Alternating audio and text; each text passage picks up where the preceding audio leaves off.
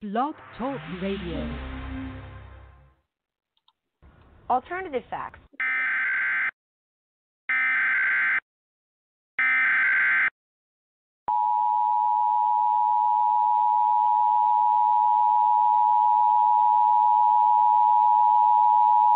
The following message is transmitted at the request of the United States government. At 12:07 a.m. Eastern Daylight Time, numerous unidentified objects of unknown intent and unknown origin were detected at high altitudes over multiple locations of Earth's outer space by the National Radio Astronomy Observatory, and these objects are presumed to be some form of controlled aircraft. It is not known if more of these aircraft will arrive, or if they will attempt entering Earth's atmosphere. United States citizens are encouraged to monitor local media outlets, as more updates will follow as information becomes available.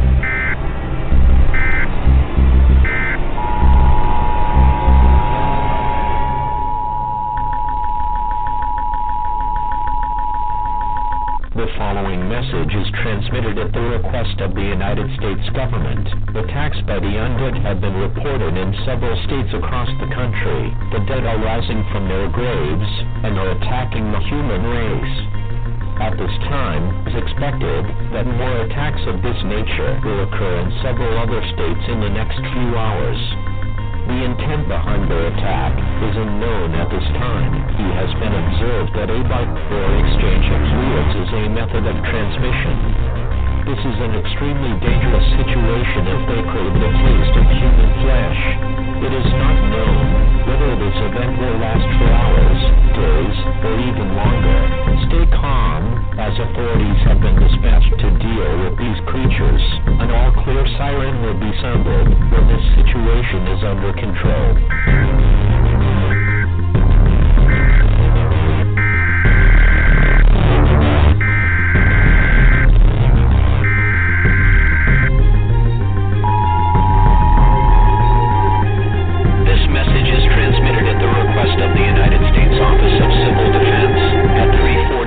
Pacific Standard Time, nor is detected a long-range nuclear missile launching. This missile is believed to be headed in the direction of all residents within a 400-mile radius of this area should seek a fallout shelter immediately.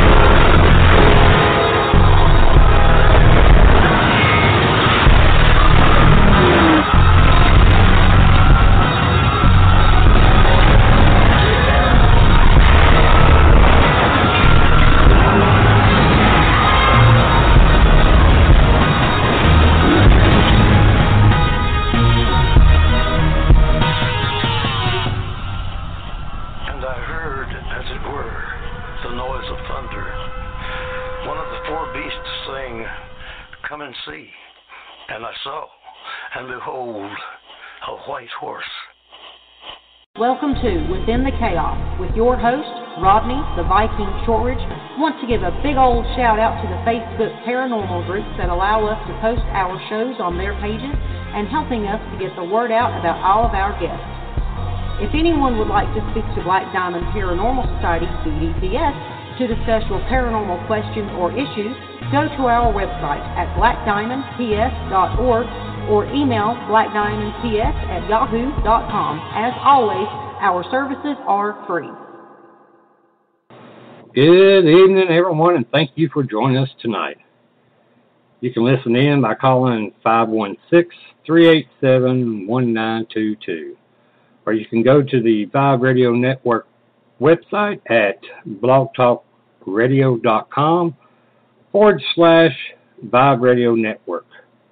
For deep within the heart of the Appalachian Mountains, I'd like to welcome everyone and thank you for listening to Within the Chaos. My name is Rodney Shortridge, and I'll be your host tonight. First off, I'd like to give a shout out to my cousins up in Ohio, Jennifer and Joe Shortridge of 222 Paranormal. If you get a chance, check out their talk show. You can find them on Facebook under 222 Paranormal. I'm going to actually have to change that because it's 222 Paranormal Podcast. And I've been saying 222 Paranormal all this time. Yeah, they didn't tell me. I just caught that after all this time. Man, it shows you what kind of cousin I am. But tonight, our special guest is Rich Hoffman. Rich is a UFO investigator and researcher and part of the Scientific Coalition for UAP Studies and UFO Data. I've had Rich on the show. It's been a few years ago when I first started, and it's great to get him to come back. And so I'm just going to get him to come on, and let's get this party started. Hello, Rich. How you doing, my friend? I'm doing well, Rodney. Can you hear me okay? Yes, sir. I hear you just fine. All right. Well, it's good to be on with you again. Oh, it's great to have you back on. I know it's been a while, and I figured, with 2-3 years passed by, you probably have some more great information about UFOs. But for the ones that are new to the show, can you give them a little information about yourself, your past work and what's got you started in the research on UFO phenomenon? Oh, boy. Well, that's a lot to cover there. But I may try to cover 55 years. I don't know if I can do it. But anyway, let me give you just a real quick shot here at it. I got started when I was 13 years old. I was in an 8th grade science class and told to do a book report, which I did. And the topic that was the only topic that was left on the sign-in sheet was UFOs. So that was my introduction into UFOs. And I didn't really get into them much. So consequently, I ended up getting a D on the book report. Actually, it was a presentation you had to give, and my teacher was well versed in it, so he absolutely pummeled with me with all kinds of questions. And little did I know that he knew a lot about them. And he also knew that just up the street from us, with Wright-Patterson Air Force Base, had Project Blue Book. And so, anyway, bottom line was I failed miserably. This was in 1964, and again, I was only 13 years old at the time. Anyway, then a couple days later, I ended up going to a bookstore, and I managed to pick up my first book, which was the report on unidentified flying objects by Captain Edward Ruppelt, and he was the former head of Project Blue Book. So there I learned about Project Blue Book and the fact that it was in the city of Dayton, Ohio, which is where I was and growing up. And so it caught my interest. And I started to become a voracious reader and collector of everything I could possibly get on the subject. And there were a lot of newspaper clippings, and I was watching any kind of show that I could watch, and I just collecting everything that I could get and reading books like left and right and picking up books like left and right. The next thing I know, I was out doing actually presentations around the city of Dayton, and I did that for like Sir Thomas clubs and Rotary clubs, that kind of thing, And then little did I know that I got a phone call from a guy named Phil Donahue, who was in the Dayton, Ohio. This is before he really became famous. And he had me on his show, and then basically people got to know me around town. I started receiving phone calls from a lot of different people about their sightings. And the problem with that was that everybody thought that I was investigating everything like Bigfoot and everything else, and so I was getting a whole bunch of other things besides UFOs. But anyway, needless to say, I worked my way up, and then I started to, there was like in 1965 and some of these other years, there were like peak sightings that were going on.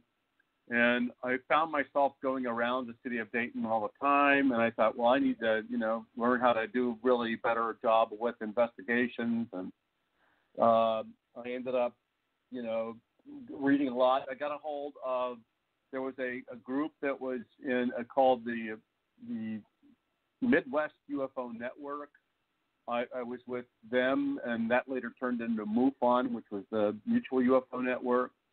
I was also connected to and started up with a group that was meeting halfway to Cincinnati from me, and that was we formed a group called the Ohio UFO Investigators League, and I became the director of investigations with them and things and going along. And anyway, make a long story short, I got into some leadership positions with MUFON in the city. I was a state section director, and so I was reporting cases up to them, and I was also, still doing, TV, radio, and all other stuff like that, still getting cases. And I had formed another team of people, which I actually had training sessions out in my garage. We put up chairs, and I would be doing things and trying to instruct them in how to do case investigations. And we had quite a few of them in Dayton. I mean, there were a lot of things going on. I would be out investigating a case, and I even bumped into the Project Blue Book officer who might be doing the case investigation. And then we compared notes, and eventually I ended up getting a hotline number that I could call, which was the radar approach control at Wright-Patterson Air Force Base. So if I'm out seeing some sort of light in the sky, I could contact them, and they could let me know, at least if it's unclassified kind of thing going on. And they certainly wouldn't tell me about a classified experiment or something like that. But anyway, they would help me out a little bit. And then, of course, Project Blue Book was terminated in '69. And when that kind of happened, we were still going on our own. We felt like we had the credibility of the fact that there was an Air Force investigation supporting us. Suddenly felt, interest kind of died after that. But I still kept on with it. And eventually I've moved around different places. I got my degree, and then I started working when I was in Washington, D.C. I started working for the Army Material Command there, and that was about 1995. And I was also attending some UFO meetings in and around the D.C. area and keeping my hands in it, but I went and got my degree and everything else, and then I moved on from there. But anyway, I was working with the Army Material Command, and that was the corollary to the Air Force Material Command at Wright-Pat that actually had the UFO investigations branch underneath it. So that was kind of interesting. I've gone full circle, and now I'm working for the Army and that same kind of command. Then I ended up later on, the organization I was supporting moved, and they were caught in a BRAC, the Base Relocation and Closure Act, moved them down to Huntsville. And my wife and I packed our bags. We came down to Huntsville. I continue to work with them even now to this day. Been with them for 25 years. At the same time, when I got into the Alabama area, which is where I'm at now, Huntsville, Alabama, I ended up working back into MUFON and became the state director for Alabama as well as Mississippi. And then went from there and got also involved at the headquarters level. I was the deputy director of investigations, and they called me the STAR team manager. Did that for a bit, then went over and became the director of strategic projects, which was basically looking at technology and bringing technology into the UFO study. Then in 2017, I left MUFON position, and a number of us got together and formed our own group called SDU. Actually, we were doing a case analysis of an object in Aguadilla, Puerto Rico, and we started off as a team. We called ourselves, like a coalition, if you would. It was just the SDU coalition team. And we wrote a 167-page report, which is on our website, on the Aguadilla case. And we were also big time promoting science. So we decided to start our own organization and bring scientists on board. And I'm proud to say that right now we've got, we're fully incorporated, a 501c3 organization, and we've got something like over 70 members now, if you would, of this coalition team, and it's composed of of everybody from PhDs and different degree level people in every kind of profession you can imagine: mathematics, law enforcement, chemical engineering, physics, electrical engineering, astronomy, psychology. We got the full gamut there, and we think we've got something maybe like about at least 20 PhDs now on board, and a number of them that are actually going for their PhD work. So we've had, last year we had our first conference in March here in Huntsville, and it was a big success. And now I've got one again coming up in the June time frame, the first week of June. So I'm busy putting together that whole thing and coordinating, getting the event to happen. We've got all the speakers lined up and the topics and the agenda, and we're getting some of the registrations now from our STU members. And then in April 1st, I'll be opening it up to the general public to be able to see if they're interested in coming on how many people we get. We have a capacity of 125 people at this conference. It's a smaller venue, and we're not trying to go out for getting a whole bunch of money out of people, because some of these big places you get for like $300. I'd be charging over $350, and I'm still right around the $200 mark, and that even includes 4 meals. So I mean, it's pretty good, and we got a great conference going, and so that's pretty much where I'm at. I did it pretty fast there for you, buddy. I'll tell you what, that was quick, but that was awesome. But I do have a question. You may not want to answer it, and I understand. But what happened to MUFON? And from what I understand, there's some turmoil that was going on within the group. I don't know what group, part of it. And was that the reason why you and others have stepped away and created your own group? Exactly. The situation for us was, first off, it was a little bit awkward in the sense that when that Aguadilla case came in, it came in to us circuitously via an individual who passed it on to one of the MUFON members, and we were told by the witness that was coming forward, who was a pilot who knew the pilot, who also knew the pilot in Puerto Rico that had the encounter, and so we had to sign non-disclosure agreements basically, and he didn't want it to go through like the UFO channel pretty much at all, but he figured that we would treat it from a scientific standpoint, and that's all he was wanting. And so we did. We signed non-disclosures. We couldn't even tell anybody in MUFON that we were doing it. We went out and started doing the legwork. We broke the 3-minute and 54-second video clip that was from the Aguadilla case into about 7,027 individual frames. And we went pixel by pixel looking through it, and we had a physicist who was going through and doing the physics on the water transit portion of it. We had somebody else that was looking at the temperature can we define what the temperature of the object was, and we looked at things like cows in the video, and we were able to determine the temperature of a cow in thermal, by the way. And we were able to piece the whole thing together. Well, the bottom line is that when we did publish the paper, there was a lot of animosity and concern within MUFON, the fact that we had,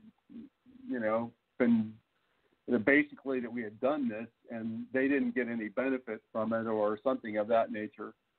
And, we're just trying to honor what the witness said, and so that's what we did. And so there was some bad blood that was going on there between some of the people and us about that. And the other thing was that we were investigating cases that were over in the international world, and there's a whole different reporting structure and leadership chain for the international cases versus the inside the United States group. And then, well, that wasn't too pretty and very pleasant to deal with. But at the same time, then, if you recall, there were things like, secret spaceship programs that were being discussed and wanting to be talked about. And there were some other kinds of things that seemed more in the conspiracy world, and there wasn't a shred of evidence of any of that stuff. And a lot of us of MUFON and the scientists were saying, well, I'm not staying with that. And I'll be honest with you, and I told this to the leaders there, that I said, I think that I'm going to need to leave, because ultimately the decisions you're making with these kind of things are basically impacting my credibility, and the credibility of other scientists in the group. So what basically happened was Robert Powell, who was the director of research, and a number of other people all said, well, I'm out of here. And we individually, not collectively, but individually, people decided that they were going to leave. And we said, well, we hate to see talented people go. And so we ended up creating and made the SCU into an organization and formalized it, and then decided that we were going to kind of be a think tank, if you would. We're not trying to compete with MUFON. We don't want to be out there investigating the individual sightings of everybody, but we want to handle, more like the tough cases, as well as be the think tank to have a whole bunch of scientists looking at the better cases. And so we all kind of chose to depart. A lot of other people were departing for other kinds of reasons.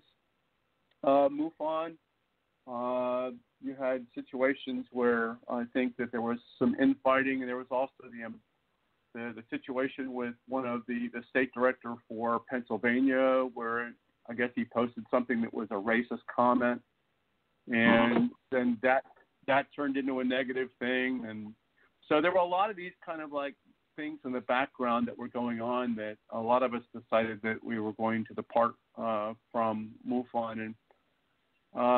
And ultimately, it's one of those things where it's also, we weren't getting the bang for the buck. If you reported a UFO case to MUFON, what we were seeing from doing our analysis of hundreds of cases a month as a scientific group, we were seeing, poor case investigations that were being completed. We saw things like, people that should know that what basically a lens flare is, and they were reporting those, and you'd have an investigator that was actually corroborating that it was something else. And so we saw that the model necessarily wasn't working out too well, and the education of the investigators and their clear bias towards certain directions wasn't very good. And then at the same time, you had 70,000 cases in the MUFON database at the time, and there's probably 80 or 90 now, I don't know. But, where they were actually being shared with other scientists to be able to do, to really find out what the explanations are from the cases, if you can find any good cases. So our opinion was that that's not the model and the way to go, and scientists need to be able to have room to work and pull papers together, and they needed to have even a formalized process of doing that. And so we put in a peer review process, which has worked out well. We've already peer reviewed papers that are going up the chain, and we're also putting together a journal. And we're going to be publishing our own journal of UFO papers. So we're trying to keep this within the scientific, discourse that people are familiar with, that are degreed and have this kind of experience, and they're excited about it. So that's pretty much where we are and why we left. A lot of us left MUFON. Oh, well, that's understandable. Well, Yep. what is your opinion on the U.S. Navy confirming the existence of UFOs with the videos that they released to the public? Well, okay, so let me clarify that. The Navy didn't release those. What happened was, well, let me put it this way.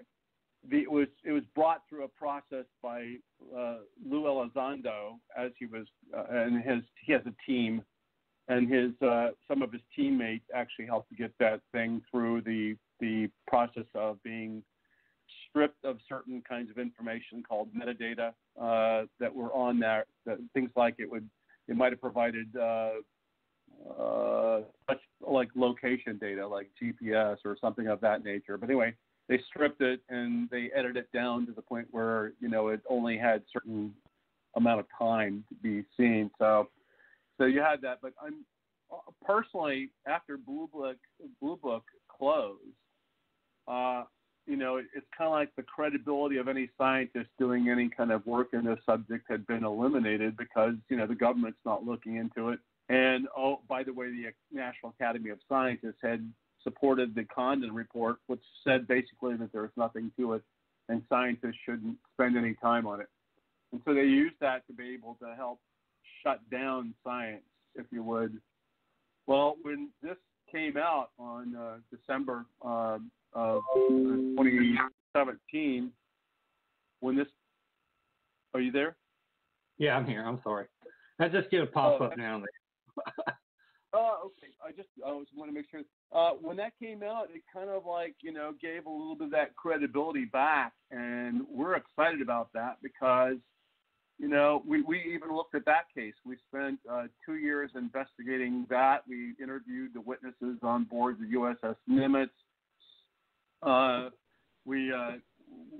We ended up putting a 277-page paper together, which is also up on our website. And we started to look at the videos to see what we could discern from that and made our calculations based on the information we had at the time. And over that period of time, there's been a lot of other conversations and other people have come forward after we wrote our report. So, and then some additional information came up that we didn't have at the time. But nevertheless, we did our shot at putting together the paper and doing the physics again on it, doing the video analysis. And it's an exceptionally remarkable case, as well as are the 2015 video cases, or those two other videos that came out from the 2015 Roosevelt. And then also plus that, you've also got Lou Elizondo, who stepped out of his role at the Pentagon and is a part of TTSA. And I've met Lou and had a lot of great conversations with him. He's an excellent guy. I hold him in high regard for what he did. And basically, he's helped to, get things changed, if you would. Him and Chris Mellon and Steve Justice and a number of them on TTSA have done a remarkable job of putting this thing forward. And that now got the Navy back into investigating him. And it's also got the Army involved in doing some metal analysis work that TTSA has got with them. And so starting to see that they're coming around to it again. I think that there needs to be more attention. And at the same time, we've been writing as a scientific group up to encourage use of organizations like ours to be able to help do some of that research that's out there. And hopefully that will come about. We wrote Congress. We've sent messages up to places like DIA and a number of other places, and hoping that also, we can forge continued relationships with other organizations, or even around the world. And we've done that. We worked with the French. We've had some contact with the people in Chile, and we're hoping that we can continue to forge that kind of scientific sharing. Okay. Well, what is your opinion on, what UFOs are? Are they something that is from Earth, or maybe from a different time period, a time traveling device, or something that might be just from our solar system instead of something that's from another galaxy or something like that. Well, the phenomena is a very interesting phenomena in the sense that it doesn't really give you. It's not like you see a UFO with a license plate on the back and you can see what state that they came from, right? So that would have been making it awfully easy for us, and we don't have that. The other thing about them is that they present to us at different times and in different cases different kinds of, if you would, puzzles. So let me give you an example. If you look at the Alaska JAL case that took place, the Japanese airline cargo flight, you have an object that just appears out of nowhere that's like the size of something on the scale of about 4 aircraft carriers, like take the Nimitz and times 4, and it just pops up, and it's being picked up on radar, and then it kind of goes out where it's not being seen again. You've had cases where people see it, them dematerialize right in front of their eyes. Okay, well, what does that suggest? Well, could that suggest that they're popping in and out into a different dimension? Does that mean that they have we like to think in terms of science or science fiction shows and say, well, they're cloaking. Maybe that's what they're doing. They're cloaking, and we use these terms like that out of science fiction to be able to do that. And ultimately, now what we are developing, even in the Army and everybody else, is cloaking. So anyway, the interesting thing there is that you also have objects. If you take the Rendlesham case, Bentwaters case. You have allegedly Jim Penniston saying that he touched the object that was on the ground. It had unusual markings on it, and he felt compelled to write a whole bunch of 1s and 0s, which later we determine is the binary code. When you decipher the binary code, it says that this thing is from a future time, and the object is on a surveillance mission, if you would. So what would that suggest? Well, it might suggest that they're time travelers, okay?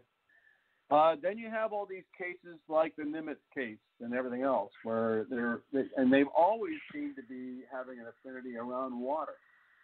And they go into the water, they come out of the water, they're around ponds, they're seen over rivers and going down lake bed streams. And so then the question is there a connection to the water, and could they have a base underwater? And we just, that's where they are, and they pop out and do what they are. We've tracked them with underwater subs, not just us, but other countries and like the Russians and everybody else have seen them and chased them underwater. And so maybe they're in an underwater base, and maybe they've been here all along. And then you look at the fact that they've been here throughout our recorded history. Well, okay, recorded history talks about objects in the sky. Well, then you could speculate and say that maybe they were here before us. And maybe they've been here all along. In fact, maybe they've been playing a role. If you look at the abduction phenomena, and people tell you that they're being taken aboard and they get eggs and sperm and they put them together, and next thing you know is they got a hybrid. Well, if you believe the abduction phenomena, then maybe they're doing genetic manipulation, and that's, again, how we got here, or how we developed, or maybe they're doing something there. All you can do is speculate with this whole thing, okay? Because there's absolutely – and then let me just add one other thing. It could be all those. And we just have no way of knowing, because all of these are hypotheses that we haven't proven yet. But one thing we do know is that they've got a knack for being around, apparently don't want to come down and land and say, here's who we are, and that they seem to have a curiosity and want to play games with us. And, oh, by the way, when we play with nukes or want to have nuclear kinds of things, they want to shut them down, or they want to play with outmaneuver our military and have games. And we just we see certain kinds of like characteristics associated with them. Like, for example, they can stop on a dime, hover. They can shoot off at incredible speeds and not create a sonic boom. That they can, like I pointed out, they materialize, they dematerialize. Sometimes they're connected on radar or picked up on radar one time, and the next time that they're not, they can affect the soil in the sense that that we've got landing trace cases on the scale of about 4,000 cases like that, where they've broken tree limbs and left, dehydrated soil, and so they appear to be sometimes physical and sometimes not physical. And so it's anybody's guess. And if anybody tells you that they know where they come from, then just set that person off. Okay. Well, what is your opinion about Trump's Space Force? Do you think that's because I've read so much of different things about how it's protect us from who or what? Well, protect us from all the other people around the world that are trying to get into space and to use it to weaponize it. So, I work in the defense industry, and so I'm aware of all that kind of like stuff that's going on, and it certainly isn't the fact that aliens are out there. In fact, if you look up and try to find something on aliens or anything like that in the entire, in fact, in the DoD networks, you don't find it. There's little to no interest in that. Our biggest threats are coming from other countries.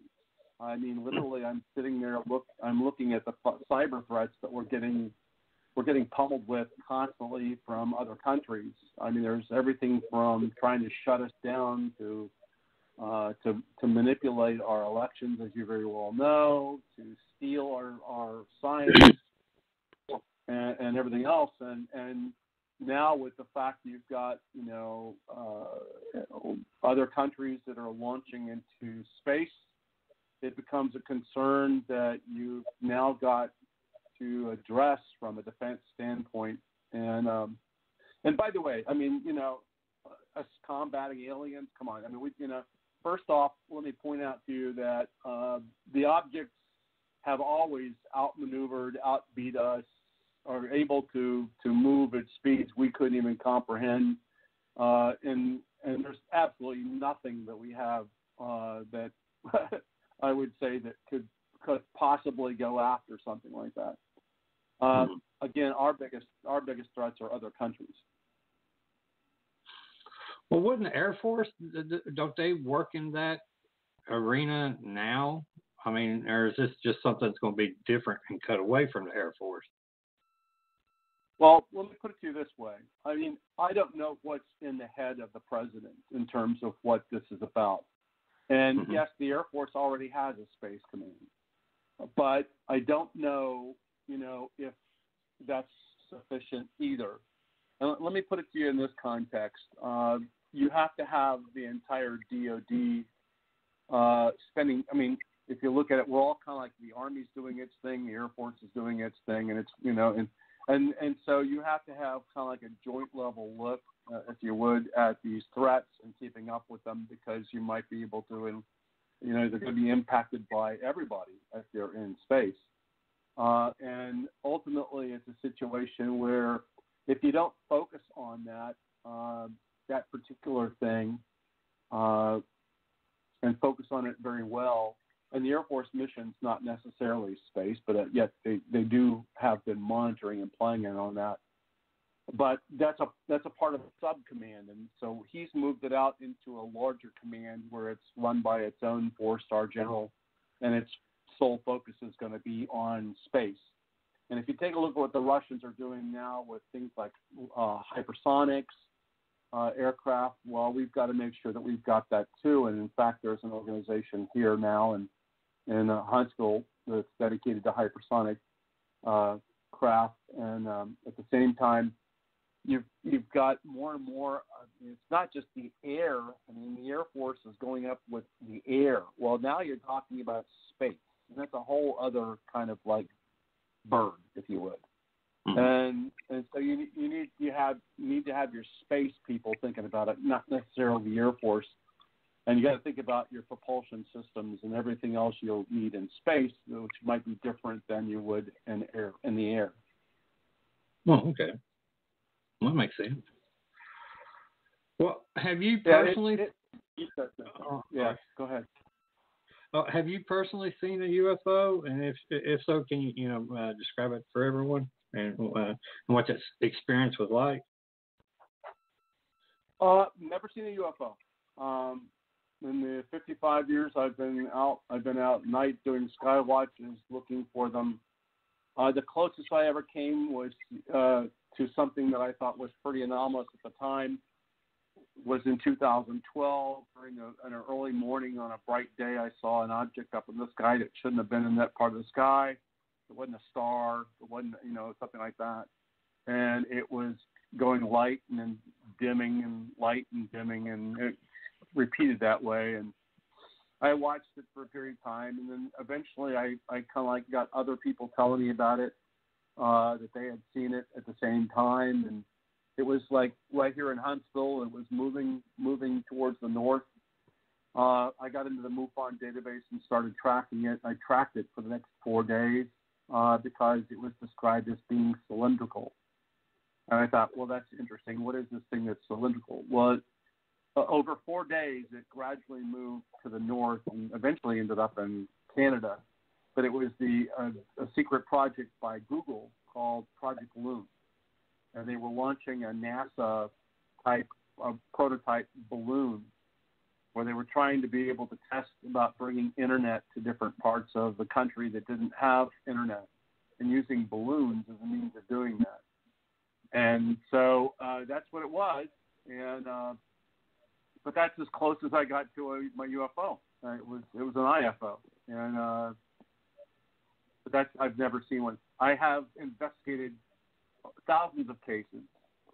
I've also, I've been out in the fields and all that wonderful stuff, trying to investigating those cases and finding unusual landing effects. Like in Carrollton, Ohio, in the 70s, there was an area that was 70 foot in diameter that was baked 2 feet in the ground in the middle of a wheat crop, and that was pretty impressive, and that would be my aha moment. Like I had something that I had seen which I couldn't begin to explain, and neither could anybody else that was on our team. But anyway, that's good. And then I interviewed and talked with military personnel at Wright-Patterson Air Force Base, and I talked with the people at Foreign Technology Division there, and gave a UFO presentation, believe it or not, to them.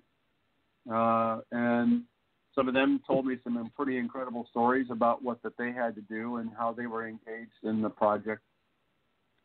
So, I've heard enough that I'm convinced that there's something there. And then plus, I've always been convinced that there was something there that needed to be looked at because it's a global phenomenon. It's not a United States phenomenon at all. It's a global phenomenon.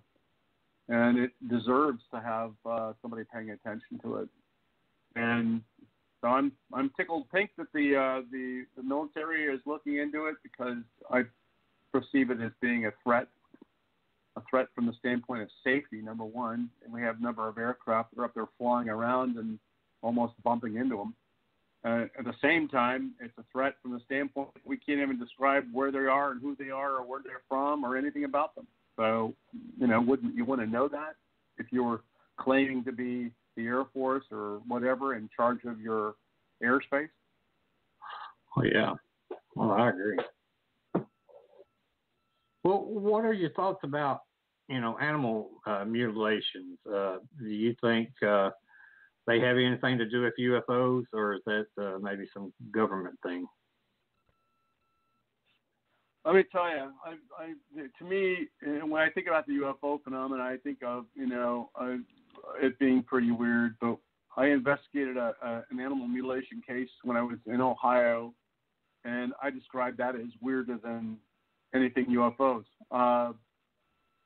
We had an instance where we had a farmer up there who basically told us that he had a baby beefalo that was born, and it had a 6-inch circular cut above the heart down to the brisket, or the brisket, and it was exsanguinated. There was no blood in the animal, and there was no blood on the ground anywhere, and there was no blood around the open wound, if you would. And the left tip of the ear was severed, and it was found in the middle of the field, and it was like, it had a interesting, according to the farmer, there was a dark kind of like residue that was on top of the tall grass that was there in the field, and it looked like a straight line, and he thought maybe like pointing, whatever it was pointing to where the animal was. He took the animal and basically put it on his flatbed truck, went into the sheriff in the local town, and said that somebody out there killed my animal, and I want to know who. He was pretty upset. The sheriff said, take it over to the vet, have the vet look at it.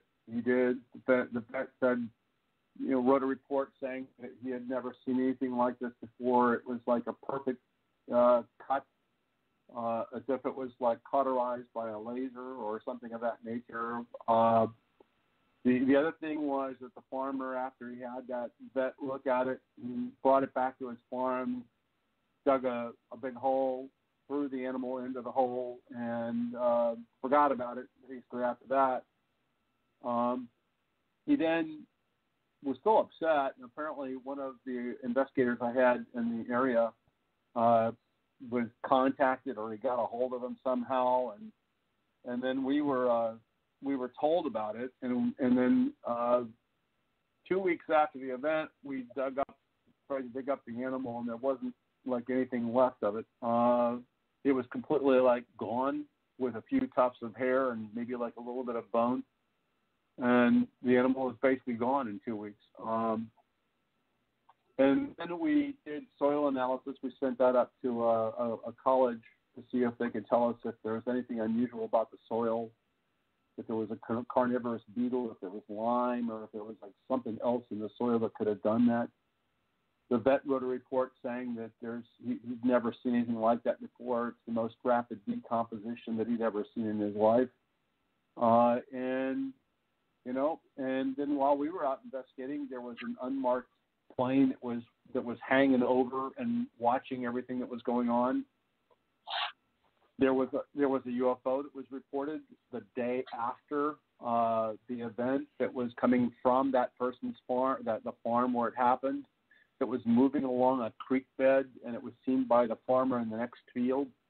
Him and his grandson, I guess, that were out combining wheat, and they looked and they saw a silver disc-shaped object moving away from the farm. The baby beefalo was in the field, and it was in a beefalo is raised between a buffalo and a Charolais cow. If you want to explain it. And so the beefalo that was killed, okay, the Charolais cow, the mother cow was out in the field, not anywhere near where the animal was, and the buffalo was also away from it. Interestingly enough, that the farmer who had this happened to him a year later was killed by that buffalo who actually killed him. And so anyway, that's the strange story of the animal mutilations. They're an entity of themselves. I don't know that we can prove even who's doing that, but I do know that there's a good number of them, that have unusual objects or lights that are in that area. And then you have sometimes military like helicopters or black helicopters. And the question would be, in my mind, is the situation such that the objects are actually doing the damage to the animals or whatever like that they're doing, and now we have the military who was aware of the fact that some unknown was there doing it, and is now trying to come in and following up, if you would, to see if they can catch it or if they can see what's going on, and of course that's why you'd see both of those. Mm-hmm. So, but right now, it's like, I mean, these things are global. So if you think about it being military doing it, well, is it every military on every part of the planet that's doing it? and I don't believe that either. I just, it's almost like how could you cover up a conspiracy like that? How could you hide it from the general public if you were doing it? Same would be true if you take a look at the bizarre cases of like crop circles, and in the sense that you've got lights that are being seen around those, and you have these things that pop up, and you think, well, who's doing it and why? And they're mysteries that we don't have enough data to find who, again, or the motive behind these things. And I'll just say this: I don't declare that I understand if it's an alien presence. I don't understand an alien's mind. I have no idea what's in their mind. I don't know how they think. But I mean, I can't presume that I do. But it is a bizarre mystery, if you would, just like the UFO phenomena. And I think that we have been inadequate in terms of applying scientific kinds of tools and techniques or various other things to these to collect additional data. Is there like hotspots throughout the world of certain types of such as the cattle mutilations? Is it a bigger problem here in America than say Europe? Also, abductees. Is it a bigger problem, say, in Europe than here in the United States, and so forth with the crop circles and UFO? Well, let me put it to you this way: that we don't have a big database and one reporting place to the sky that's collecting all the information and all the sightings and all the cases. So you don't have all the governments reporting or collecting it. And we don't have a single database that we can go in and determine the prevalence of it. Just like we're experiencing with this COVID virus, if you don't have any symptoms and you don't feel anything, do you go in and tell anybody you've got it? No. And so consequently, how many people are walking around with it? We don't know. And the same is true for this kind of phenomenon. You can have abduction cases where people sit on it and don't talk about it forever. So we don't know enough to be saying, that there's more here or more there if nobody bothers to tell you. We don't even have everybody reporting UFOs.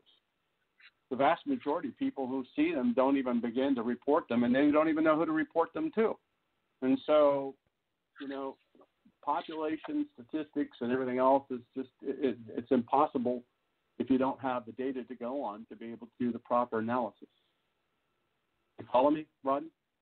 Well, yeah. I mean, I agree with you. Yeah. I mean, it's like if you take a look at the reported cases, then you could start to say, well, we get more reports here than we do here, and it seems like that there were a lot of these animal mutilation cases going on that seem to be like in the Colorado, and then you'd find some down in other states, and then eventually, more states would be popping up and more people would be talking about it because it was okay to talk about it because they saw it in something. And so then you get those cases.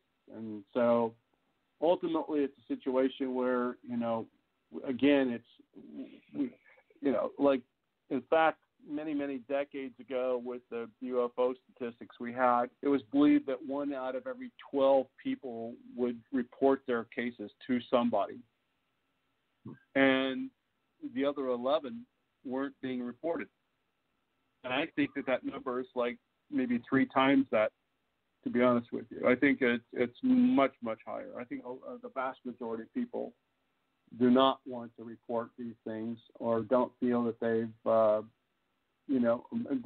they don't even know who to report them to. You get into the farming territories and stuff like that, they're not out there like knowing about MUFON, or they're not knowing about us even, And then, I investigated a phenomenon that was about an hour away from here over in Cloverdale, and they'd had sightings of these things called Earth lights since the 70s, and they were all around this one area called Cloverdale, Alabama. And they could just call them spook lights. They didn't report them to anybody, but they'd see them moving around on their farm and around their animals and eventually going up in the sky or whatever like that. And they said, "Oh, honey, I just saw 2 of those spook lights out there last night, or something like that." And they just blow it off. So, I mean, that happens. Oh yeah. I mean, so you can go in. Invariably. I mean, when I give a UFO talk or a lecture to a group of people, I ask them, "How many of you in this group have seen something?" And you might get a few hands that pop up. And then I say, "Well, how many did any of you report them?" No. Yeah. So, okay. Well, guess what? Now, how many sightings is that haven't been reported, and how good are those cases? And I'll tell you this much: the stranger the story gets, the less likely you're going to have anybody tell you about it. Mm-hmm. See, I find that out. I find that true with the paranormal too. The stranger the story, the less likely anybody wants to tell you what they've seen or heard. Yeah. Well, you'll call me a kook, or somebody will call me a kook, or in some cases if I tell you that, it could come back and haunt me in my job, and I could get kicked out. I mean. Even back in the 70s and stuff like that, in 60s when I was investigating cases, we had a lot of police pursuits of these things in their vehicles, and man, those policemen would get on, that good old National Enquirer would put their face and plaster all over the front about their UFO sighting. Let me tell you, their lives were ruined by basically that exposure. They ended up losing their jobs. Some of them lost their marriages. It was not a pretty scene. And it was all due to the fact that they had this reported. So a lot of people saw that and said, "I'm going to just shut up about it. I'm not going to tell anybody." Well, in your opinion, do you think that UFO sightings and all that we've discussed so far, along with the paranormal, cryptos, ancient civilizations, and so forth, do you think that there's somehow they're tied in together? Well, I know I've heard speculation about that. I don't, I'll be honest, Rodney, I don't. When I get a case on a crypto, I send a case over to a crypto specialist because I'm not that. I don't investigate those. I did many generations ago. I looked into Bigfoot cases. I looked into this and that, and I'll be honest with you. Until I see some good scientific study of correlations between those things, or I see some very solid scientific papers on actual ghost evidence or crypto evidence or something being published, it's hard for you to make a determination because otherwise it's just based on people telling you their stories. Mm-hmm. And stories, I'm sorry, but there's storytellers out there and everybody's a storyteller. And, and anecdotal testimony doesn't go anywhere with a scientist. Okay? Right. In fact, they eliminate the human because the human is fallible and also does not pick up on anything, and they look for data. They're looking for that. So when I'm dealing with the scientists on our team, we are strictly looking at what data we can get, what can we determine from these sensory optical kinds of equipment out there, what data can we get on this or that, and the human equation is pretty much put off to the side. And yet, if you take a look at most of the UFO reports and those things like that, it's people telling you their stories. And then you're listening to that story and trying to determine whether there's any facts or what you can deduce from it. And again, people are fallible with memories. They don't observe very well, or they can't replicate telling you precisely what they saw. And you're trying to deduce this bizarre kind of story and try to make sense out of it. It's a very, very difficult thing to do. and words don't often convey it either properly.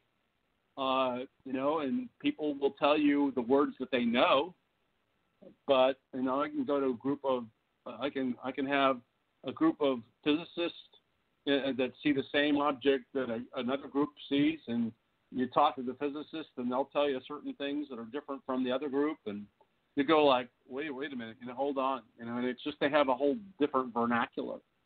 Good example, and then we have problems with even like, what's the shape of it? Well, at night, if you see a light, can you tell me what the shape of it is? Is the light the object, or is the light a part of a bigger dark object? Is the light might be round, but great. If I talk to you about and I'm looking at the bottom of a round object, or like something like a disc-shaped object, if I were underneath at the bottom looking up, I would say that it's round. Well, it looks like it's round. If I got off to the side and looked at it, I would say, well, no, it's a disc. If I could see it turned on an angle at a distance, I might describe it as being oval-shaped. So you get what I'm saying? And I'm talking about the perspective you saw of the object varies depending upon where it's at. And people are also horrible at making this, especially at night. How far away is that light? Well, I don't know. I mean, how big is it? And that's the light. Well, what's the distance of it? I can't tell you that. I don't know. Most people can't tell you the distance, and they make guesses about it. They guesstimate the size. They're usually wrong. And so now you're trying to deduce, what this thing is based upon likely erroneous information. Oh, I understand that completely, because it's been a couple of years ago that me and my mom was sitting on the porch, and I seen a red light, and it was dark, go across the mountain, and it stayed red. It wasn't flashing like, you would see like an airplane. And and I told Mom, I said it could be just it's so far away that it is flashing, and we just see it solid. Well, I kept talking and looking, and then it stopped. And then I said, okay, now planes don't do that. They don't just stop. But see, what you were able to see, the both of you got to see, was an object that did something it stopped, right? Right. Okay, so let me put it to you this way. Did it stop, or did it make a turn toward you, and you couldn't discern whether it was coming toward you or not? Now, that's a great point, because next, looking at it, just which we thought, I thought it may have stopped, it was going back the way it came. Okay. So again, it could be moving away from you, and you'll look at it and say, well, it stopped. If it's moving toward you, you might say that, especially at night. So you get what I'm getting at, right? I get it. We don't know what we don't know, and it's like we try our best to be able to make sense out of that, and certainly, the fact that it was, and then I'm just telling you that there are phenomena, like that, again, that I'll go back to the Cloverdale, and there's other parts of the planet where they've got these things called Earth lights. Well, guess what? We don't know that light, when you take a look at that light from one side, you might see it. On the other side, you might not see it. And if you look at Piedmont, Missouri cases that were studied, you'd have a person on the ground saying, well, I'm looking at this light. And you had a plane overhead that was trying to see it, and he didn't see it. Oh, wow. So is the ball of light fully lit on all sides? Or is it, and we describe that as being, is it omnidirectional light, or is it unidirectional? Meaning that the light is only perceived on one side. And so until we can get around it and see it from multiple sides, we don't know. Well, I know what was funny about that night because, you know, sitting there talking, you know, I tell Mom, I said, that could be a UFO. I don't know, but it could be. Yeah. And of course, she's sitting there going, oh, I don't want you, don't be talking that bull crap. Well, the light went behind the mountain and it disappeared. And we sitting there still rocking. It's about 11 o'clock at night. All of a sudden, there was a bright white explosion right in the middle of the valley where we was looking, way up in the sky. And I mean, it lit up. And she's like, well, I've had enough. I'm going to bed. I said, did you see that? She's like, I saw it, but I don't know what it is. I'm going to bed. Yeah. Well, bless her heart. I mean, I probably would do the same thing. I mean, it's like, you know, what are you going to do? There's something weird going on out there. And, you know, and I'll be honest with you, that's the common reaction out of a lot of people, I mean, who see these things. They look at it, and they don't know what to make out of it. I mean, you know, how many people do you think that know that bright light up there is Jupiter? Or how many people know and spend their time studying astronomy? How many people do you know are even aware of, like, you know, the different kinds of aircraft navigation lights that are out there? How many people do you know that are even familiar with that there is this thing called Earth light that people see? You know, and then let me throw in drones that now people are flying. You know, I mean, so there's a lot more things that are up there now, and unless you really study and find out what they look like as IFOs, then it's hard for you to figure out what the real UFO is, if you would, or how to study the UFO until you eliminate all those things that are up there that we know are IFOs, right? So, That's right. You know, every investigator in the UFO phenomena needs to be spending 3 times more time, amount of their time studying what we know is up there and how it can look weird or how it can act weird and how can people misinterpret it so that they become a smarter UFO investigator that they can go through and help weed out the IFOs that are out there to get to where you understand what the real UFO it really is. And a lot of people that I've run into that are studying UFOs don't do that. And I mean, that is a major problem. Mm-hmm. Oh, I say so. Well, that kind of goes into my next question is, you know, what is the strangest and weirdest cases that you've worked on that was just, you know, too amazing or too funny to believe? Well, I certainly, to me, I think I've told you the two that to me that I had my aha moment with the wheat crop thing. Mm-hmm. I mean, 70-foot in diameter baked soil and puffed wheat around the perimeter of that 70-foot diameter circle. And there's no tracks of anything going in, and there's a microwave radiation that's detected. There's compressed soil. You know, it's just weird. And to me, that I'll never be able to explain that, and nobody else has either. And you know, and I already told you about the animal mutilation case that was pretty doggone weird. Well, the Aguadilla case is awfully weird.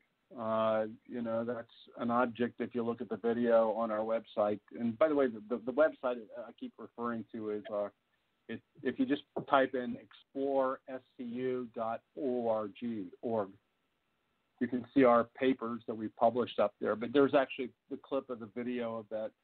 So here's an unusual object that's being seen by Homeland Security, and it appears as though some sort of an object is now coming around the airport, a FedEx plane from taking off. The control tower saw the object until it decided to turn out the light.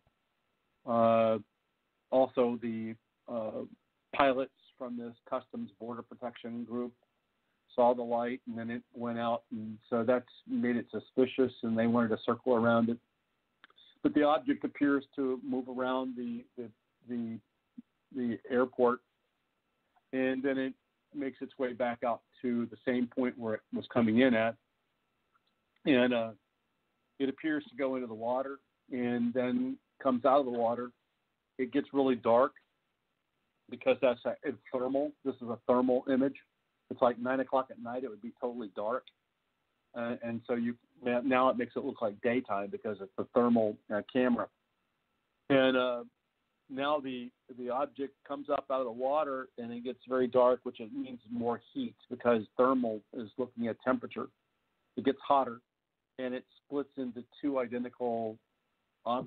very identical sized objects that are moving apart from each other, and then one kind of disappears, and then the other one hangs up, and then eventually slows down, and then goes apparently in the water.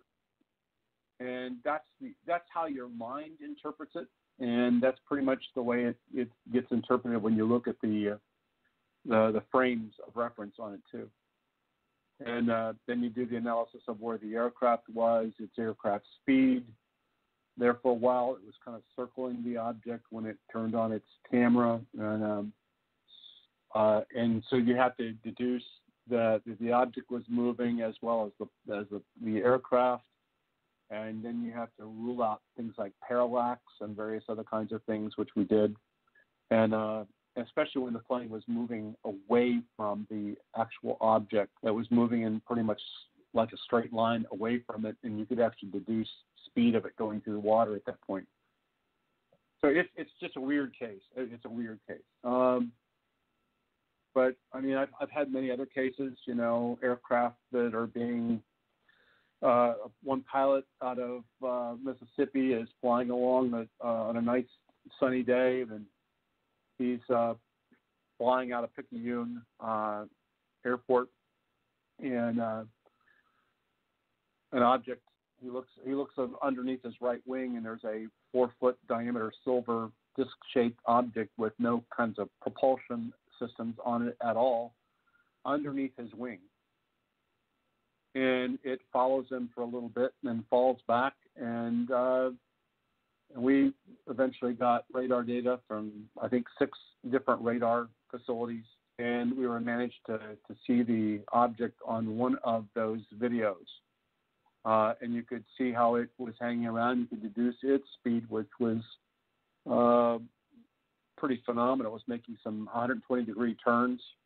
It was also kind of like moving at an extremely slow speed. It had fallen back from his plane.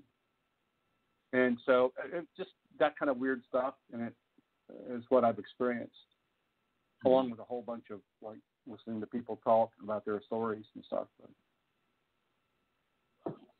Well, what is the oldest known forest text, or maybe even wall or cave paintings of any type of flying objects that your research has found out, or that you may know of?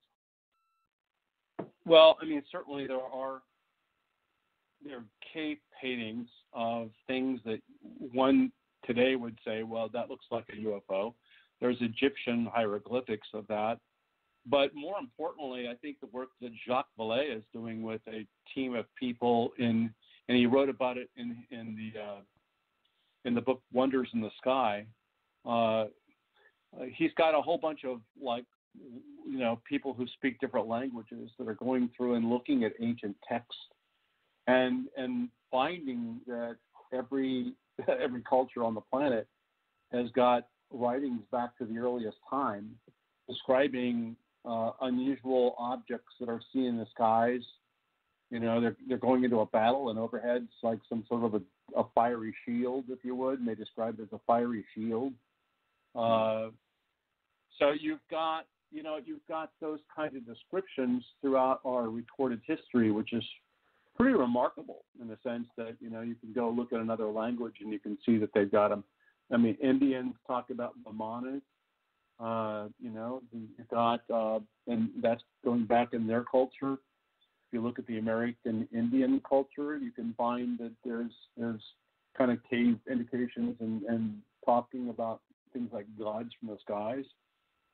And so there's a large number of recorded history that deals with this, and there's also these unusual kinds of things that are seen that, you know, in our own mind, and this is a problem I have right there, is that we look at a drawing or something like that, and we'll use our eyes to be able to make it sense. And that's a human condition that we have, is we try to take and make things that are everything fit into our brain so we can understand it. And that's what we as humans will do. And we find patterns. So we see, you know, people see people's faces in mountains, and or they'll look up at a cloud and they'll see animals, or they'll see this and that, because the shape resembles a pattern of something. We have people that are, you know, looking images of shadows and various other things and rocks on Mars that say, well, that looks like a squirrel, or it looks like a dinosaur bone, or whatever. And so, again, we as humans do that. There's actually a condition that's called pareidolia that's out there, where our human brains tend to try to make it fit, make it into a pattern. And that's sometimes something to our detriment, if you would, because we'll see something and we'll say that that's what that looks like, and that's not what it is. And so that's kind of that's the world of. You have to understand, again, the human condition when they're reporting cases, and that's something else that I've studied as well in the human psychology and behavioral science and stuff like that. And so I'm fascinated with you know, people and cultures, and it's a fascinating subject. What's your opinion about the ancient alien theory, or ancient astronaut theory? Sorry. Well, I think that when I watch the shows and various other things, I think that, you know, there's a lot of stretching things into making it fit into being everything has got to be an alien. You know, it's got to be an alien that built those pyramids. It's got to be an alien that made these, like, you know, nice, you know, stones that fit together wonderfully. And I think that they're doing a disservice to humankind, if I would, because I think that we were and have been throughout cultures in our world a lot more smarter than we want to give ourselves credit for. If you take a look at the fact that the library in Alexandria, Egypt, was burned to the ground by the Romans, I think that's one of the saddest moments in history, because there was so much knowledge that they had collected from around the world that was now lost to all of us. And I think that then we had to all relearn everything again. And so I think that, you know, passing on and conveying knowledge is something that we've been very, very poor about. You know, nobody left the description on how they built even Stonehenge. And so we have to deduce everything and relearn it all over again, you know, what happened. And I think we're getting close to figuring that out. But I think that ultimately I want to say that a lot more of the things, like, you know, do I think that aliens come down and deal with rocks? I don't think so. Do aliens come down and maybe, like, influence us? That's a possibility. Mm-hmm. There's a possibility that they could be an influencing agent, if you would. I mean, certainly that's within the realm of possibility. If you take a look, and if you believe the abduction stories and cases out there and stuff like that, there's apparently that they're trying to influence us, that they're creating some sort of a hybrid. They're trying to influence us that maybe that the planet is going to blow up, because they show, like, these little scenes of the planet having a catastrophe, and so why would they do that? And so that whole phenomena of the abduction experience is just something that still needs a lot more scientific discipline, in my opinion. and we need better tools to be able to really study it, if you would, and you need to have medically trained, psychologically trained people that are getting engaged. And I know that Kathleen Martin and a number of them in MUFON were doing that, which I applaud, because it does need to be, a discipline, if you would. And but again, it's like, have they been here for a long? They've been throughout time, so I think there's some truth to the fact that, if we all want to point up in the skies and say that the gods came down and gave us information, okay, I can dig it. That might be them, Mm-hmm. So, and then the other thing is that, we talked about it earlier, but, can they be coming from and doing interstellar travel? Oh, yeah, they can do interstellar travel, regardless of the distances we got right now. Because even if you could get up to the point where you're like even a third of the speed of light, for somebody on board that craft that is like nomadic, if you would, that was heading out in the direction because they believe that there's life here. They've sent out probes or something like that, and they've detected that there's life forms here, and they would probably want to come here and check it out. So it's well worth the trip. Let's make the big trip and move a third of the speed of light or something of that nature, which, by the way, these objects are already doing. They're already, if you project out the speeds that the object takes and goes from a standstill to 5,000 or 50,000 miles an hour and takes off like that speed, okay, well, it's moving pretty doggone quick. But anyway, if you could get out there for them moving towards the distance, the time is they're in the normal time, if you would.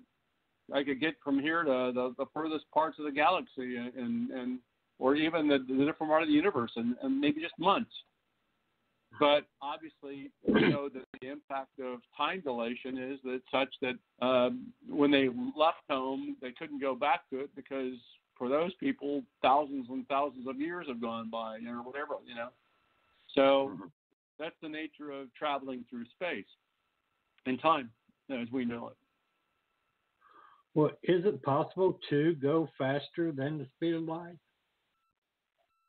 Well, if we don't know, but we believe that the universe expansion that's going on right now has that is actually going faster than the speed of light.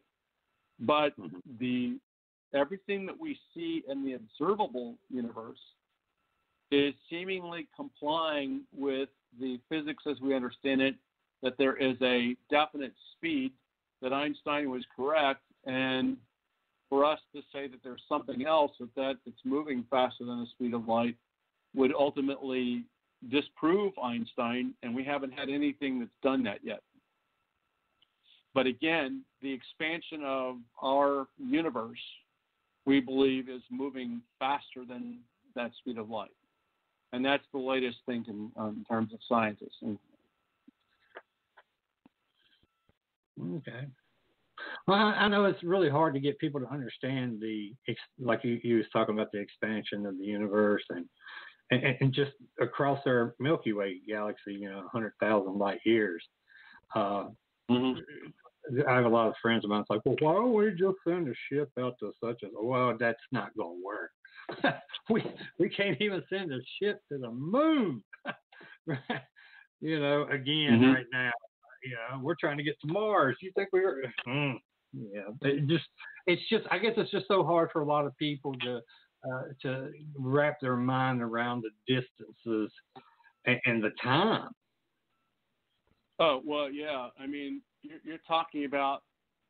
So, like, what was it? The Voyager 1 and the Voyager 2 spacecraft, which are doing basically just coasting. By the way, I mean they're coasting, but they're going awfully doggone fast.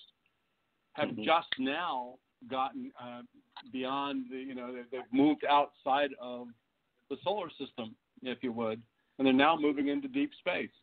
And, it's taken them decades to get out to that. Now, if you have, if we could come up with other ways of having propulsion that can propel you at speeds, and you get some sort of a jump off of some like, going around the sun, for example, or going around the planet Jupiter to help propel you faster, then that's, they might be able to get up there. But our propulsion systems, as we know them right now, are getting pretty advanced, but at the same time, they're very inadequate for us to do interstellar. And again, if you decide you're going to take off from the planet Earth and go out to the nearest star, which is 4.5 light years away or something of that nature, and that's the closest star other than our own sun, you got to think about, well, okay, how long is it going to take me? And this is going to be a one-way trip for me, and I'm not ever going to get back here. Well, then I'm going to go off, and how am I going to feed myself? I'm going to have some way to feed myself. It's actually better and smarter, if you think about it, to do like we're doing, where we're sending robots out to other planets and other things to go out to do this study than it is to send, sentient beings, because, logistics tales you got to send out with yourself. It's like, I got to have food, I got to have warmth, I got to have, all this other stuff just to stay alive. And I got to combat radiation out in space. I got to be able to do this in space. And it just makes no frigging sense, if you would. So then the question comes is, are the objects that we're seeing that in our skies largely nothing more than just surveillance drones, like, if that helps you put it in context, where they're just basically unmanned craft doing surveillance and just monitoring us? And maybe they're, hypothetically underneath the water, or maybe they're not. Maybe they got a base, and then that's how they're communicating back their signals that this is what we found above the planet, or this is what's going on. And, who knows? You could speculate to the nth degree, but that's why it's a lot easier for you to think of the fact that they're maybe already here, or they can bop in and out of space and time as we know it. Maybe they're us from the future, and ultimately at some future time we've figured out how to move back in time, which would mean that we've discovered some law of physics or some means of doing physics that breaks the laws as we understand them now. But nevertheless, if you take a look at the alleged beings that these things have in them, then they're not all grays. If you look at the recorded history of beings that have been reported about UFOs, you see everything from people who look, people claiming that they're Venusians and everything else, and that they look like us. And then you got the people saying that, no, they look like robots. You have Pascagoula people saying that, no, that they look like that they'll wrap the mummies, if you would. You got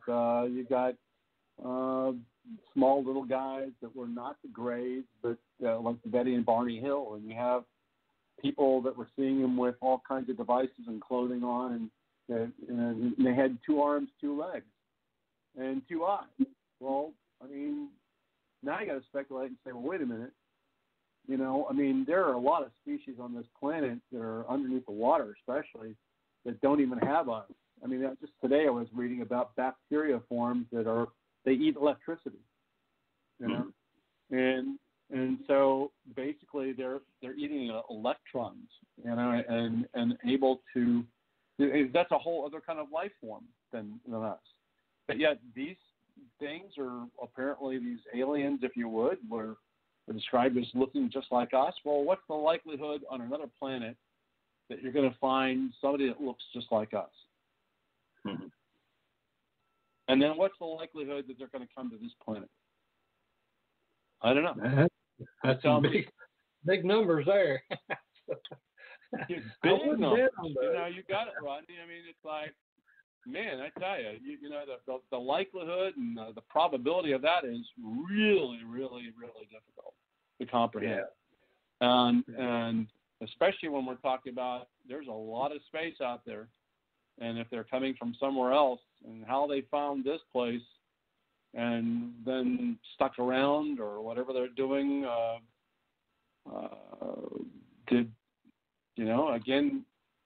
why do they look like us is the big question that I would have. Yeah, I would want to know that answer too, because did we come from you, or did you come from us, or did this just, the odds are astronomical that there's two humanoids in two different spaces of space and time, and can converge on to meet each other. Yeah, and I go back to asking these kind of questions all the time in my own mind. But I mean, ask yourself the question is, why do ghosts have clothing? Exactly. Did their clothes die with them or something like that? I don't know. I mean, why is their clothes coming back? I mean, why would their clothes come back versus them? I mean, this is the part that it can drive you nuts. In terms of figuring this stuff out. And you tried to bring up the minute. Go ahead. I think a little different on the. I know what you're getting at, because I've also brought that up a lot with a lot of investigations and the stuff that I've done, and I to the point where I don't think it's a spirit like a person's soul or a person's spirit that we're seeing. I think it's some type of rip in space and time, maybe some type of wormhole, that we're actually seeing these people, and they're seeing us this way, projected that way. Well, then the other question is, why do they end up showing up in these older houses? Okay, if that's a rip in time, is there something about the house? Why is it in that one place that they continuously do that? What does a rip in space look like? Has anybody seen a rip in space? And this is where you go back and saying, well, I don't know. That those are good questions. And why is it that's happening in that one place? And I understand what you're trying to get at. I mean, I conceptually I can see that, but then how do you go about proving that? That's the other part of the problem. Is that what if they're aliens? What if they are an alien? I'm sorry? I said, what if the so-called spirits or ghosts that people are actually seeing? What if they are some type of alien? Well, that's another one of those hypotheses that people have out there that we just don't get any rigor on. We do a good job of speculating, but then you have to go and put that into some solid thinking that's all about that, and to saying, how are you going to prove it to that? Right. And that's where it gets really, really tough, because, we all could come up with an explanation, or what we think is a viable explanation for it. But the problem is we have to be able to substantiate, is that indeed real or not real? Is that the case or not the case? And how would you go about setting up an experiment or scientific study, if you would, to be able to collect information to prove that it's true? It's true. So you what can happens? You can recreate the situation the best you can, but if you still don't get a apparition appear, or if you don't get a shadow appear, or a ghost, or whatever you want to call it, to appear, and you've already went through everything to make it exactly perfect, then does it mean that what you saw or what someone saw did happen or didn't happen? Yep. So that's the problem that you have here, with this whole thing, and basically, you mentioned before about, well, I think that this stuff might be all connected, and it could be that. I mean, but we have to have people that put together some sort of rigor to be able to prove that there is a connection. And right. Good example is that I see a lot of UFO reports, but very, very rarely do you hear about the Bigfoot being with them. I mean, occasionally you will, and you'll say, "Well, okay, well, there's a Bigfoot that was sighted at the same time that the UFO report played. Was that just coincidence, or was it connected? And how many of those cases out of all the other cases have Bigfoot cases associated with them?" And I can tell you this much: it's rare that you ever hear about that. So would I jump up and down and say that, there's a correlation between the two, and I think that Bigfoot's a part of that? Would I make that determination based on the fact that I just have two stories about it with no data? Oh, no. And so you get what I'm saying, right? I mean, it's ultimately, you want some way to find out if it's actually indeed true or not, and you have to. It's a delicate dance that we all do as investigators to be able to do that, and so that's the challenge of the whole mystery or the phenomena that are out there, is trying to do that in a very objective and in a very scientific way that's going to allow you to actually get some proof or some sort of, to support your hypothesis or your belief, if you would, that's actually connected to something. Mm-hmm. And, I hear a lot of people that will get on and, there's a great cartoon that I put up on my Facebook page that somebody said, well, gee, last month everybody was, subject matter experts on constitutional law, and now these same people are subject matter experts on the coronavirus. It's ultimately, it's like everybody has a belief. They think that they're smarter than the average bear and Bubba, and so they all put together their belief, and they want to defend that belief to the nth degree, and now they're the smartest people on the planet about the coronavirus. Well, what is your opinion about the coronavirus? I mean, since you bring it up. Yeah, I don't. It's, to me, it's not an opinion. To me, it's there's fact. I mean, this is not something that, well, we already know that there is a virus out there, and it's actually and we also know that there's many other viruses around. There's still the influenza, that we get every year. A lot of us get. And and take a look at the death rates on that. You find out just in the United States alone that like last year, I think it was like 31,000 people died. The year before, there was like something like 61,000 people that died. And this is based upon people who are cases where doctors, were looking at that and how many of us got the flu last year? Well, I got the flu last year. I had the flu in November, and I get flu shots, for gosh sakes, for it. And so, I mean, and I passed it to my wife. I was a good husband, and I gave it to her. That's, I share and share alike. But I mean, it's pretty common that people get it, right? Mm-hmm. And I think that this is likely no different. And I think that there's a lot of hype that's being put up about it. I think that, if you take a look at some of the other viruses that have been out there, they've affected both old people as well as young children. Well, this one's not affecting young children.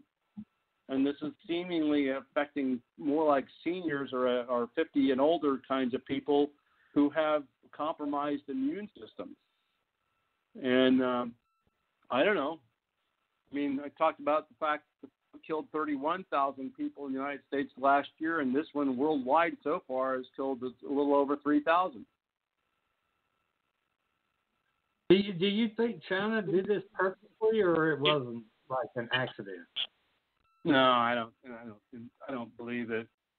If you take a look at the diets of the people in China, they eat mm-hmm. things like bats, and they eat things that are, animals and different kinds of animals. And I just think that, the fact that they have a very interesting diet, that you're starting to eat animal populations that have either been infected. And you can look at the DNA of the CDC. I mean, not the CDC, but the World Health Organization already has looked at the DNA of the virus and found out that it clearly was matched up to being something from an animal. And it has a strong connection or appearance to that of the previous SARS, which was that there's a connection to bats. So I'm not buying the, just because of there being a nearby facility that's escaped out of the facility and that they're out poisoning their own people or they're doing that. I'm sorry. I don't buy that. I think that there are a lot of human these animal vectors and these diets that are out there that people are eating weird stuff. I mean, for God's sakes, you got people that are out there drinking raw milk. I mean, we learned a long time ago that you pasteurize it because it's full of all kinds of other things that are not good for us. But people will swear by drinking, raw milk because it's got this wonderful health benefit to us. And, I'm sorry, but there's also been studies that drinking milk as an adult's not good for you anyway. So, but do I know what's in the animal that has the milk? And do I know what's in that milk? No. If I go out and eat things that are called bats or something like that, and because that's on my diet list, or I like certain things, I'm taking a big time risk. I'm sorry, I didn't mean to laugh. Just the way you said that. It's funny. Yeah. Yeah. Well, I'm sorry, but I mean that's just how much of it, kind of like a crazy kind of thing that's going on. And I tell you, if you look at the world's diets, I mean, in different parts, people are eating crickets and all kinds of other strange critters. And let's face it. Do I want to eat something that I don't really know and haven't had tested? Yeah, in some countries they do. Yeah. Yeah. And it's coming from a world that's plentiful of food, and people are eating some of the nastiest stuff. My gosh. Oh yeah, I know. And and how many times do you go out for sushi? Well, is the sushi cooked? No, it's not cooked. I mean, it's raw seafood. Okay. Do I know what's in that seafood? Heck no, I don't know what's in that seafood. Am I taking a risk? Yeah, I'm taking a risk. So, that's the world we live in, and that's us humans doing that. It's not any big mystery to me. I'm surprised. Actually, I'm surprised that we're still alive, to be honest with you. I'll say that every time something like this happens. I'm like, I am surprised man has made it this far. Yeah. I love watching stuff about history and war. And, I watch and see and hear all these numbers and these deaths and everything. And I'm like, how the hell did we get past that? How did we get all these diseases? And how did we get past that? What is going on? We should have died out a long time ago. Yeah. Oh, God. I'm not telling you people, I'm not saying, I like living, but if you actually study your science and your history, we shouldn't be here, to be honest with you. I don't know how we made it from climbing out of the tree to this point. Don't know. Yeah, exactly. And we are pretty remarkable people. And when you think about it, I mean, if you take a look at how much we ingest in the way of everything from, we in the course of a year, we eat everything from dirt to all kinds of bacteria and microbes. And we're taking in now small microplastics because they're in the water everywhere. And we're taking that in, and let's see, we may be touching things, putting it up to our face or whatever like that, and maybe drinking something that has got toxic poisons in our food. Unless it's grown organically, we're taking in poisons. And there was this one blood study that I saw that was published in National Geographic many, many years ago. And they did a very the most thorough analysis of this one individual's blood that they could do. And they found all kinds of fire retardants in the body and all kinds of massive doses of very toxic chemicals. And the person had a normal diet, it's like, okay, well, where did that come from? Well, we're basically breathing in toxins. We're ingesting toxins. And again, I go back to the fact that how are you still alive? Well, your body, for the most part, is a pretty doggone good cleaner, and it's got an incredible intelligence behind it, if you would, that's out there doing this. And we don't even think about the fact that we've got all these, bacteria that live in us and on us that are good bacteria and not good bacteria, and they're life forms, by the way. And they're all doing something, and the body goes crazy and gets those bacteria and those other kinds of things when a virus gets into you, and that's another life form, if you would. And so it's every second you've got 5 trillion chemical reactions going on in your body, which is pretty incredible. And they're all intelligently working together to be able to help keep you alive. We should be pretty considering ourselves a lot better than we do, if you would. But yeah, they want to keep you alive because it keeps them alive. Yeah, well, exactly. And when you start messing with all these nasty chemicals and eating those bat wings and everything else, it doesn't help you out at all. And your body's saying, well, I don't know how to deal with that. It's sad when even your own body's bacteria is like, damn, man, you're eating bats. Yeah, exactly. So stop eating bats. Stop eating cats. Stop eating dogs. Right. So am I surprised that there's a world threat going on? Heck no. And there's one every year. It seems like it's like, well, we ain't gonna be happy until we take out, I don't know, half the world's population, which, it probably wouldn't be a bad idea, but I'd hate to see that happen. But they is too many, I do think, that might be on the planet. Yeah. Yeah, well, we try to apply a logic to it, and we, come up with these wild, fun things to be able to think about it and say, oh, well, we're out there trying to kill off the older population and everything else. And so that's what's happening. And then somebody says that, well, that's kind of like the flat earth, there's today they mentioned that in Brazil, there's an increasing number of people, I think it was over 1 million people that now believe that the earth is flat and want to believe it, and, rejecting the idea that it's a globe. And so, okay, so that's fine. You want to believe what you want to believe. Go ahead, knock yourself out. And, but I'm sorry, but I don't see that, and I don't agree with that at all. So, do you think that humanity is getting dumber? Well, there's some truth to that. I think sad to say it, but if we spend all of our time now every day just doing social media, we are getting dumber. If we instead were focusing on learning something new every day and applying what we learn, I think we would be better off, and we could be getting smarter. And let me tell you,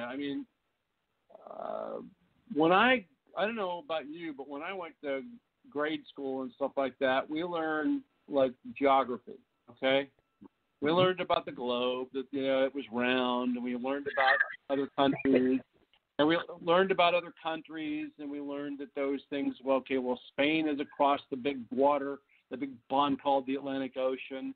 China is across on the other side of the Pacific and stuff like that. Well, and then I'm talking, and my grandkids came and lived with me. They were actually from Spain, and they came over and lived with my wife and I for a year and went to school here in the United States, and in their 10th grade class. And they had students coming up to them and saying, well, isn't Spain somewhere like in Mexico? And then they would ask them and said, well, do you have TVs in Spain?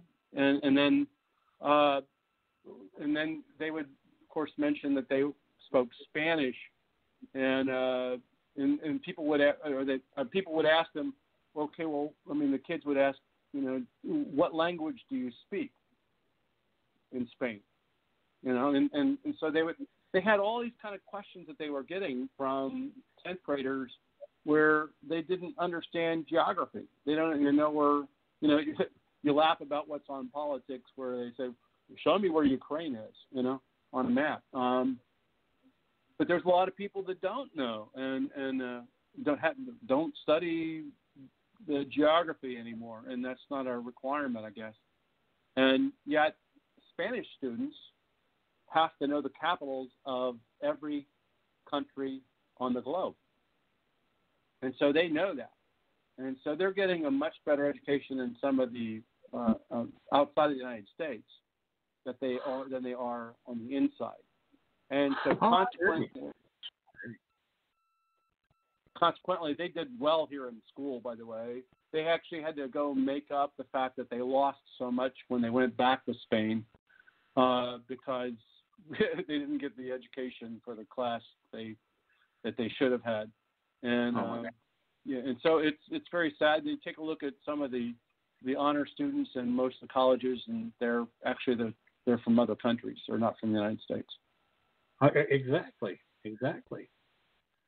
And that's one thing I preach, to my granddaughter. I got younger grandkids, but she's in grade school right now, and I keep teaching her all this. She's like, Papa, it's not in our books. I'm like, no, it's not in your damn books, but it's out there in the world, and I know it. Mm-hmm. And I had to learn it. I had to learn it when I was your age, and you're going to learn it. And, she's sometimes like, Papa. I'm like, no, don't Papa me. You're going to learn the continents. You're going to learn the countries. In Spain, that's one of the oldest countries in the world. Yeah. American kids are dumb. I'm sorry, American kids are dumb.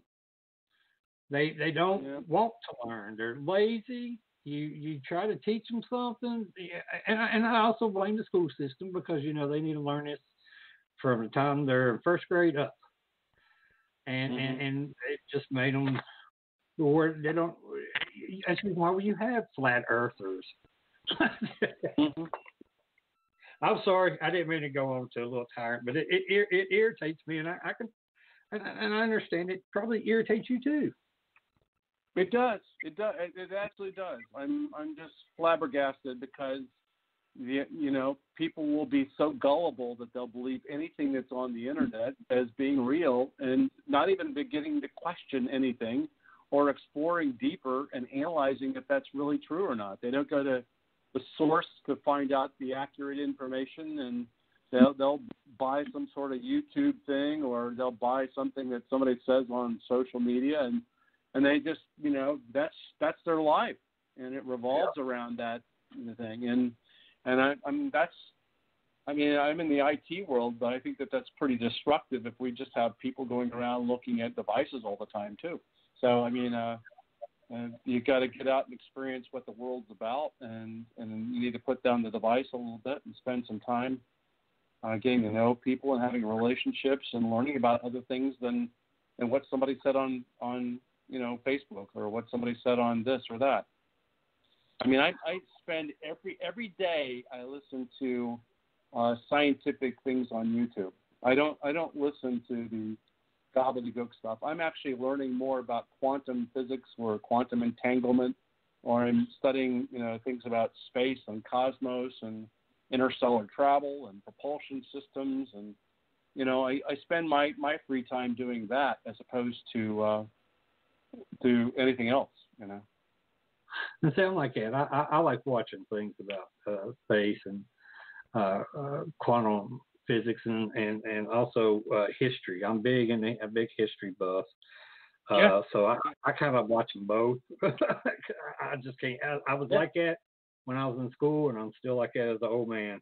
But I tell you, my one biggest pet peeve with Americans, especially American children, is when they ask them about languages, different languages. I know when you brought that up about speaking Spanish. Yeah. It's how many Americans, when you ask an American child or heck, even an adult, what language do you speak? I speak American. How many times have you heard that? Yeah. I swear I want to I just want to choke them right there where they stand. Yeah. You don't understand. My grandkids are trilingual. They can speak things like French. They can speak Spanish fluently, and they can speak English and sound just like you and I. I mean, it's remarkable to hear them speak.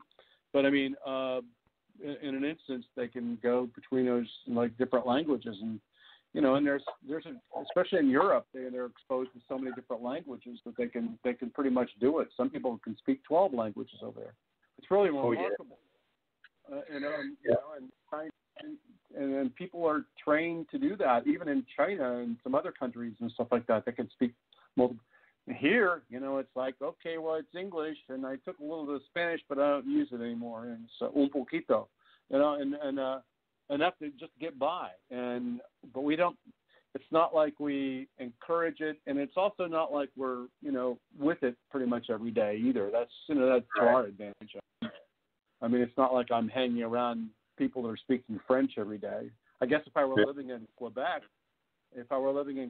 I might want to do that because that's they speak French up there, and there would be a reason for me to do it. Well, Rich, buddy, I appreciate you coming back on the show. We're just about out of time. I can't get over that, how that time flies. I tell you. It does. I know a lot of people when they're like, "How long's the show?" And I'm like, 2 hours. They're like, "Lord, I can't talk for 2 hours." I'm like, "You really be surprised you can." But if you can't, that's cool. Yep. There's people have done 30 minutes, 45 minutes, or an hour. And then I'm like, you come back so we can talk more. Yeah. And they're like, "Oh my gosh, I didn't get to tell you about such and such." Yep.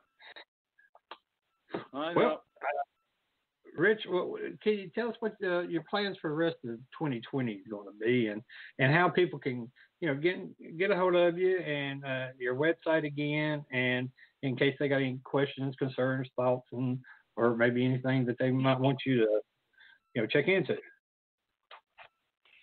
Well, okay, good. So there is a contact us on our website called explorescu.org.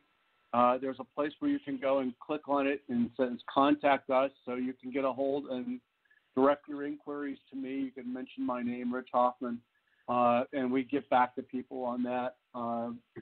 So go up to contact us. If you, I'm going to be focused on the June 5th through the 7th, having the conference here. And so that's my big event for this year, if you would. I'm helping to assist out on the mysterious drones that were out in Nebraska and Colorado. I'm working with Doug Johnson on he did some FOIA kinds of investigations, and I'm helping him out with that.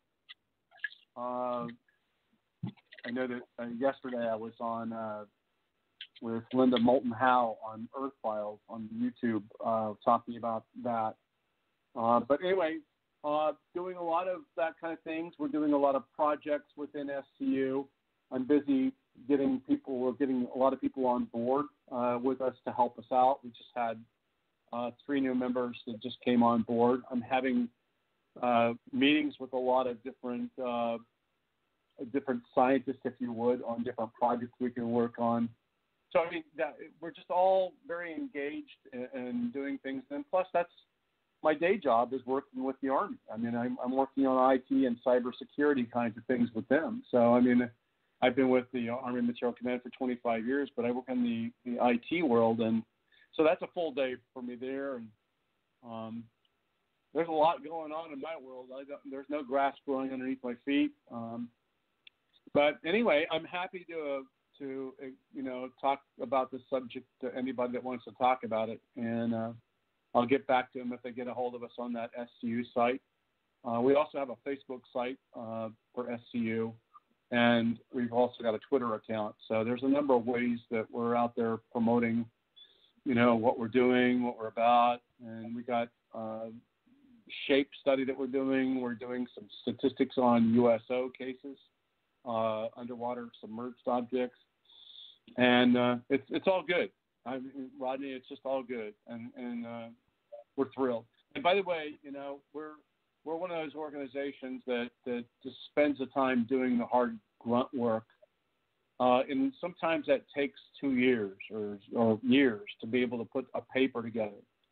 And so it's not like you're going to hear every month that we're going to give you the latest soundbite, because it takes a long time to do this work. And that's just the nature of being a think tank, if you would, and doing the hard grunt work. Science doesn't work on short schedules. Science works on long-term schedules.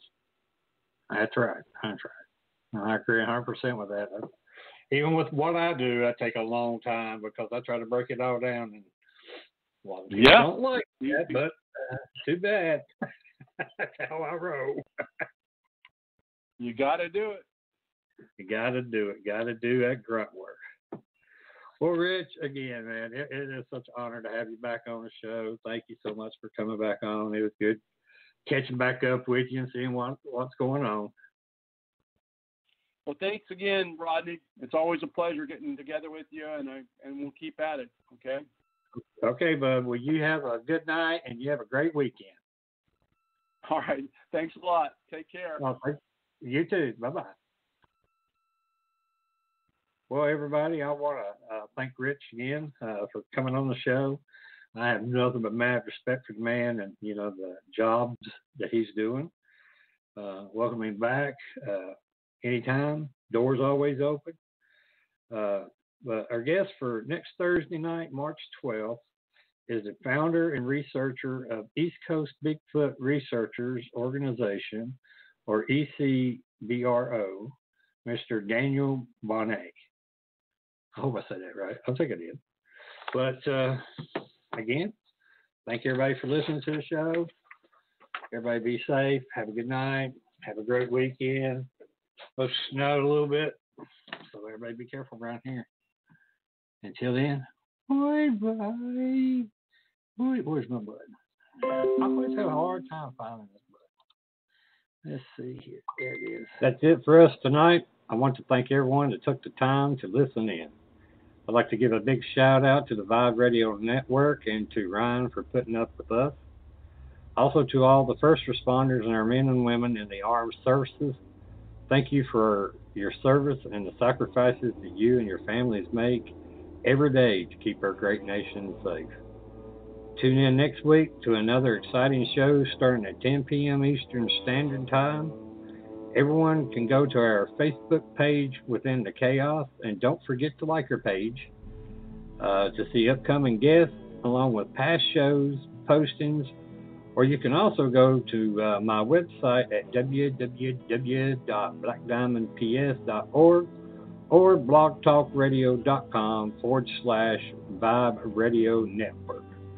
Also, we have a YouTube channel, so go to YouTube, look up Within the Chaos for past shows. Thanks again. Until next week, everyone have a safe weekend and have a good night. And love you all. Be careful out there.